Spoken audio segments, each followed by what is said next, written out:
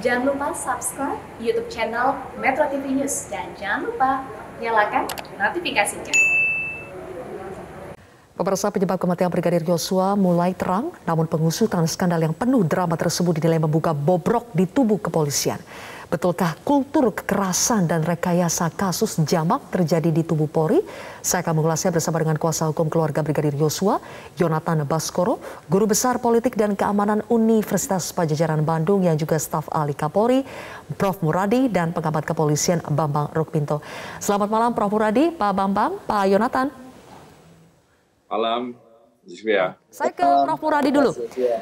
Baik, Prof. Muradi, Anda sepakat kalau terungkapnya kasus kematian Brigadir Yosua yang diskenariokan oleh Irjen Sambo ini mengungkap bobroknya kepolisian. Kalau tidak mau di institusi, kita sebut saja oknum.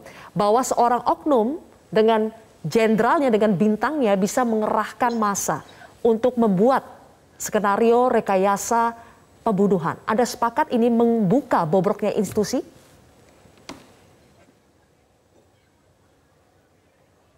Prof. Muradi? Ya, saya kira begini, Mbak. Satu hal yang saya kira penting untuk kita diskusikan adalah sebenarnya kan ada orang yang merasa punya power ya, kemudian punya bergen yang tinggi. Ini kan problem yang saya kira sejak 20 tahun lalu masih ada, walaupun sekarang mulai mengecil ya. Tinggal kemudian makin tinggi orang kemudian punya nilai daya tawar internal, maka sebenarnya dia makin punya sesuatu yang kemudian ditawarkan. Nah ini kasus Irjen FS ini sebenarnya memberikan sinyalemen bahwa yang bersangkutan itu memiliki memiliki daya tawar yang luar biasa di internal. Makanya dari awal ketika kemudian skenario itu muncul, malah kemudian pada akhirnya ada saya nyebutnya speednya nggak terlalu cepat ya. Kalau kita lihat misalnya arahan presiden mengatakan bahwa harus melakukan cepat untuk mengungkap dan segala macam, itu butuh hampir 2 mingguan lah.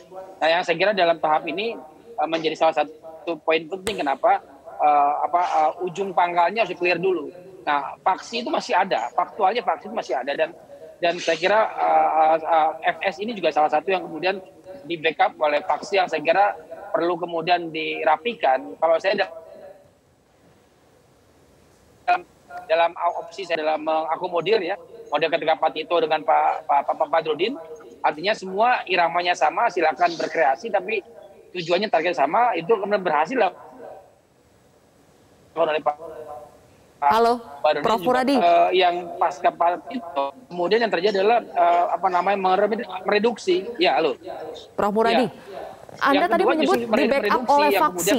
Faksi ini maksudnya ada kubunya Sambo di Polri. Apakah itu berarti di Polri ini memang ada kubu-kubuan?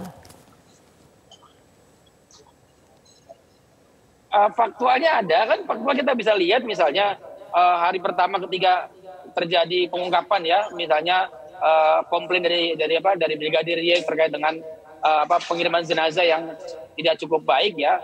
Kemudian juga ada salah satu petinggi Polri kemudian memeluk yang bersangkutan. Saya kira itu adalah sinyal bahwa di dalam masih ada, dan saya kira itu tugas serius dari pimpinan Polri untuk kemudian mereduksi atau mengakomodir.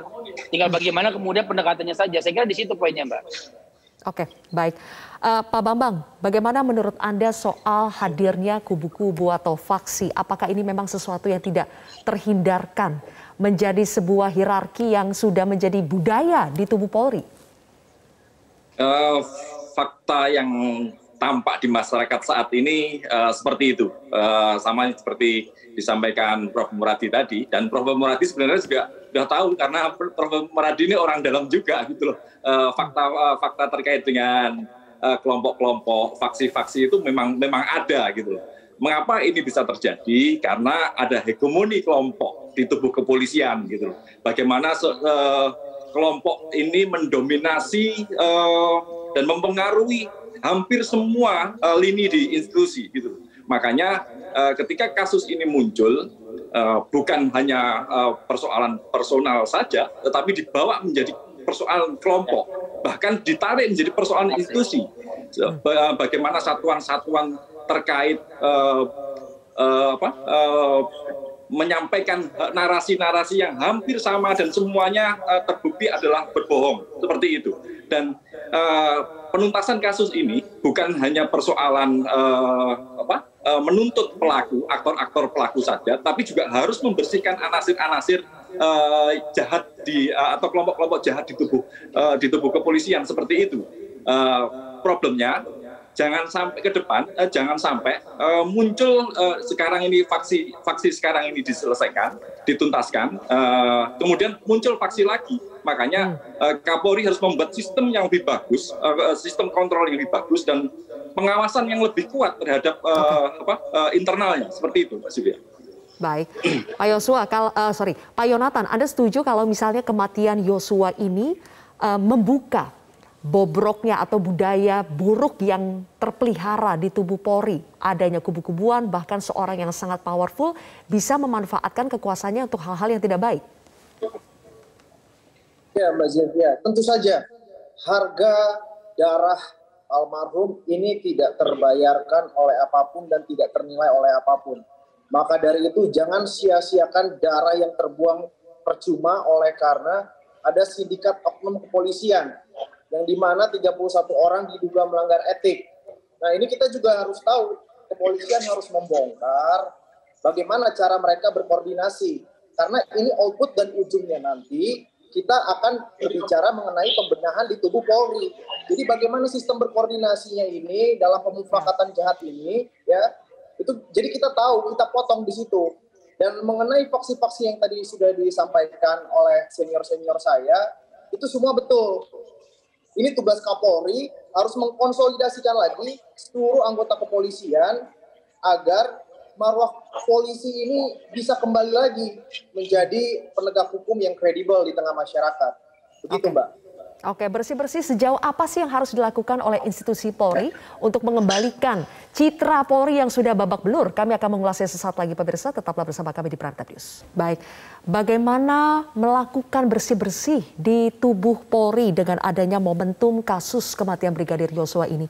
Prof. Muradi, seharusnya apabila ada kejujuran, apabila ada sikap kesatria, sebuah peristiwa hukum yang terjadi di rumah polisinya polisi, seorang Kadif Propam, kemudian disaksikan oleh para polisi juga, korbannya juga adalah anggota Polri, seharusnya kalau mau jujur kan gampang sekali diungkap. Kalau ini saja bisa terjadi kepada anggota Polri, bagaimana dengan masyarakat biasa? Apakah memang sulit kita nantinya mempercayai polisi ini bisa jujur atau tidak dalam menyelidiki sebuah kasus? Bagaimana mengembalikan kepercayaan masyarakat yang semakin krisis terhadap Polri? Ya, jadi poin utama sebenarnya ini kan bicara soal experience ya, pengalaman. Saya bisa sebut bahwa FS ini kan belum pernah jadi Kapolda, belum pernah jadi Wakapolda, bintang 1, bintang 2, kemudian di lingkungan Mabes Polri. Karena bukan karena saya sebut ya Pak Bambang ya, Pak Yonatan, bukan orang yang kemudian punya kualifikasi hebat ya. Kalau kita dulu Pak Tito kan hebat banget ya. Mau ada beberapa sebelumnya juga hebat-hebatnya. Tapi ini orang yang kemudian tidak pernah bersentuhan dengan interaksi dengan kewilayahan. Nah, salah satu yang kemudian menjadi problem dan jadi arogan adalah ketika kemudian mereka tidak berpengalaman bersentuhan dengan level bawah, di level paling bawah, misalnya katakanlah Polsek, Polres, kemudian Polda. Nah, poin ini yang saya kira penting untuk digarisbawahi. Apa ujung pangkalnya? Tadi merit sistemnya harus clear betul. Punishment and reward-nya harus clear betul. Jangan yang kemudian karena kedekatan tidak terlalu istimewa bisa kemudian jumping terlalu jauh. Karena beberapa hal misalnya saya ingin tegaskan bahwa apa yang dilakukan oleh dulu ya zaman Pak Tito, kemudian juga sebentar oleh Pak Idam itu kan sudah mulai disusun, tapi kemudian agak berantakan. Kenapa? Karena penanganan faksi ini, saya nyebut faksi ini tidak cukup clear betul. Jadi mereka kemudian punya tuannya sendiri, punya orang yang kemudian dihormati sendiri, itu yang nggak boleh. Makanya saya berkali-kali mengingatkan bahwa faksi-faksi ini ya cuma 2 pilihannya, mau diakomodir atau direduksi. Kalau direduksi ya resikonya akan ada perlawanan, tapi kalau diakomodir selama kemudian menjadi bagian penting dalam upaya merujukkan presisi, saya kira nggak ada masalah. Itu dilakukan oleh Pak Haiti, Pak Tito, kemudian sebentar oleh Pak Idam. Jadi kalau pun kemudian misalnya hari ini ada banyak polisi yang kelihatan arogan, yang karena memang secara prinsip adalah dia tidak mengalami interaksi yang terlalu dalam ya dengan bawahan, dengan masyarakat dan sebagainya. Salah satu indikator yang paling gampang misalnya sebelum ke Mabes ya biasanya kan tour of duty-nya adalah ya kemudian mengalami dulu direktur di Polda, kemudian naik lagi ke Wakapolda, kemudian mungkin balik ke Mabes Polri, habis Mabes Polri kemudian mereka baru ke Polda, dan pada akhirnya kemudian menjadi matang betul. Nah, kematangan ini yang saya kira penting untuk digarisbawahi sebagai bagian dari tour of duty, kemudian punishment and reward, dan juga bagian dari upaya jauh lebih memperbaiki diri ya, terutama misalnya untuk mutasi dan promosi tadi. Demikian, Mbak. Oke, Pak Bambang, bagaimana sih menghapus budaya di Polri jangan mengikuti perintah atasan yang salah? Bisa tidak itu dihapus dari Polri? Ya, problemnya memang banyak sekali ya. Selain kultur militeristik yang masih terbawa sampai sekarang gitu loh. Jiwa kursa yang salah. Kemudian ada beberapa jargon yang masih dipahami keliru oleh kawan-kawan kepolisian. Misalnya Satya Prabu, setia pada pimpinan. Ini dipahami keliru bahwa semua perintah pimpinan itu harus diturut gitu. Padahal seorang polisi profesional itu harus setia dharma, setia pada peraturan dan setia pada hukum gitu loh. Makanya kalau kemudian sekarang ini muncul setiap kali bawahan selalu sendiko dawuh kepada pimpinannya ya karena kultur-kultur seperti itu memang harus dibedakan ya antara satuan brimob yang mungkin adalah pasukan tempur Polri dengan polisi profesional yang berhadapan dengan masyarakat gitu loh. Makanya selain kultur itu juga ada beberapa peraturan Kapolri yang tidak detail terkait dengan etik dan disiplin di kepolisian. Bahkan peraturan Kapolri tentang proses etik dan disiplin ini malah terkadang menjadi alat bersembunyi dari pelanggaran-pelanggaran. Makanya kenapa sekarang di Propam ini sangat kuat sekali, apalagi Kadipropamnya menjadi Kasatgasus, ini kan sangat kuat sekali gitu loh. Makanya itu hal-hal seperti itulah yang harus dirombak oleh Kapolri kalau ingin menjadikan ini momentum yang kuat untuk berbenah gitu. Karena Presiden sudah mendukung, Panglima TNI juga sudah mendukung Kapolri. Pabrik apalagi kalau tidak berbenah sekarang kapan lagi dimulai dan apalagi momentumnya seperti itu.